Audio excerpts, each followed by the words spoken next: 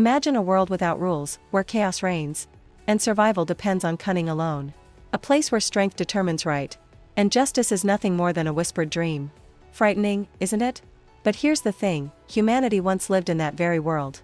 And out of this chaos, a revolutionary idea emerged, one that gave birth to governments, rights, and modern democracies. This is the story of the social contract theory.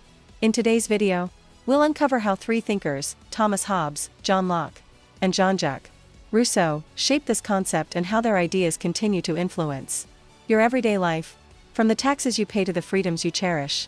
So, buckle up, because this journey into the past will forever change how you see the world today. Hobbes, order out of chaos. Let's start with Thomas Hobbes, the philosopher who looked at humanity and said, "Y'all are a mess." Hobbes lived during a time of civil war in 17th century England. For him, life without a strong government was, in his words, nasty, brutish, and short. He believed that humans, left unchecked, would descend into violence and chaos. His solution? A social contract where people give up some freedoms to a sovereign power, a king, a government, or an authority, in exchange for peace and security. In Hobbes' world, order trumps freedom. Think of Hobbes' theory like a strict parent telling their kids, "You'll follow my rules, or no dessert." Except in this case, dessert is not getting robbed by your neighbor. But here's the twist, not everyone agreed with Hobbes. While he painted a bleak picture, another philosopher saw something different, hope. Enter John Locke. Locke, Rights and Revolution. John Locke took Hobbes' idea of a social contract and flipped the script. While Hobbes thought people needed control, Locke believed they needed protection, specifically, protection of their natural rights, life, liberty, and property. For Locke, governments exist to serve the people, not the other way around. If a government fails to protect these rights, citizens not only can but should revolt. Yes, Locke was basically the hype man for revolutions, including the American and French revolutions. But here's the question, what happens when people disagree about what their rights should be? That's where Rousseau comes in. Rousseau, the general Jean-Jacques Rousseau, the dreamer of the group, believed society's problems stemmed not from humans' selfishness but from inequality. His famous line? "Man is born free, and everywhere he is in chains." Rousseau's idea of the social contract was about the general will, the collective good of society. He argued that people must come together to make decisions for the benefit of all, even if it means sacrificing individual desires. Think of it like a group of friends deciding on a movie night.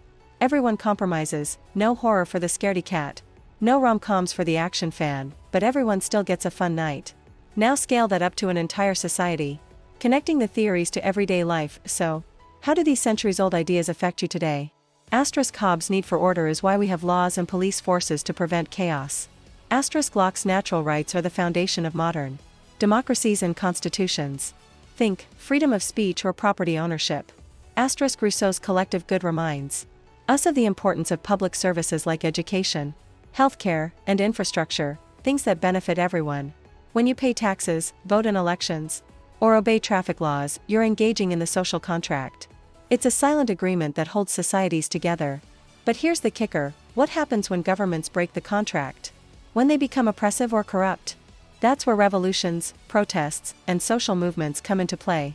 The relevance today, these ideas aren't just philosophy, they're blueprints for the world we live in.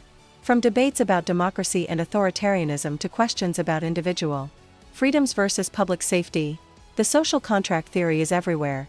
The pandemic? A social contract in action, where governments asked for sacrifices, like lockdowns, to protect the collective good. Debates about surveillance, privacy, and even climate change? They're all rooted in these age-old questions. As you can see, the social contract isn't just a theory, it's a living, breathing concept shaping our world every day. But remember, it's a two-way street. It requires governments to act responsibly and citizens to hold them accountable. Now, here's the big question. What happens when power becomes concentrated in the hands of a few? How do checks and balances ensure that no one authority dominates society?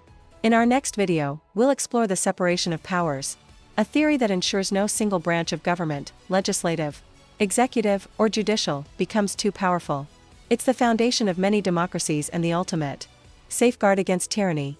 So, if you're ready to uncover how this idea protects your rights and freedoms in ways you never imagined, make sure to hit subscribe and turn on notifications.